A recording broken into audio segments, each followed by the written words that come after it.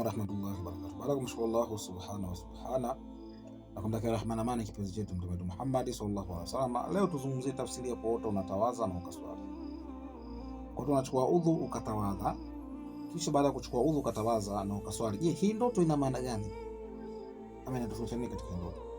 Wanasema mwenye kuota akachukua udhu ama anatawadha na akaswali, basi ataondolewa kero zake na atamshukuru Allah kwa kumfariji. Sawa. Pia akiota anatawadha na haijatimia udhu wake, basi atasubiri faraja na haipati. Basi anasubiri faraja na haipati. Ukiota unatawadha kisha ukaswali, basi Mwenyezi Mungu atakufariji kukuondolea kero zako. Pia wewe ukaota hujatia udhu, basi unasubiri faraja, lakini faraja ile unayosubiri haipati.